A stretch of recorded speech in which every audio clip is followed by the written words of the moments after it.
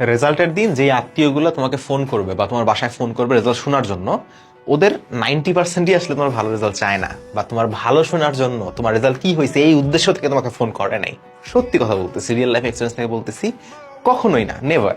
তারা জাস্ট এটা কনফার্ম করার জন্য ফোন করছে যে তুমি বাই চান্স ওদের বাচ্চার চেয়ে আবার ভালো রেজাল্ট করো নাই তো, তুমি যে ওদের চেয়ে খারাপ রেজাল্ট করছো, জাস্ট এইটা কনফার্ম করার জন্য ওরা ফোন করবে। যদি ভালো রেজাল্ট করো ওদের মুখ শুকায় যাবে, ও আচ্ছা হ্যাঁ ঠিক আছে ভালো।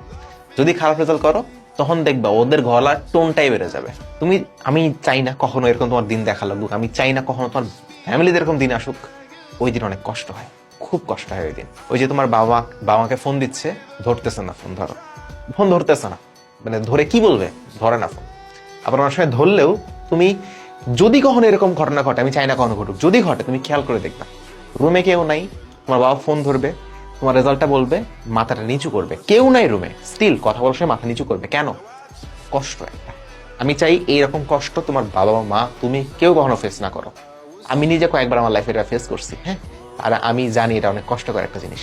আবার তুমি যদি অনেক ভালো রেজাল্ট করো, তারা এত গর্ব নিয়ে কথা বলবে, মনে হবে তারা বিশ্বজয় করে ফেলছে। আর এই বিশ্বজয় যে করে ফেলছে, এই ফিলিংসটা তুমি দিতে পারো। আমি জানি তুমি পড়াশোনা করবা, আমি জানি তুমি ভালো কিছু করবা, এই বিশ্বাস আমার তোমার উপর আছে। আমার বিশ্বাসের 2 টাকার দাম নেই। হু এম আই, আমি কেউ না, কিন্তু তোমার বাবা মায়ের তোমার উপর যে বিশ্বাসটা আছে, এটা অমূল্য, দিস ইনভ্যালুয়েবল। ইংলিশটা মনে ঠিক বলছি। সো একটু পড়াশোনা করো ভালো মতো, দেখবা নিজের ভিতরে একটা শান্তি লাগবে একটা, বুঝছো?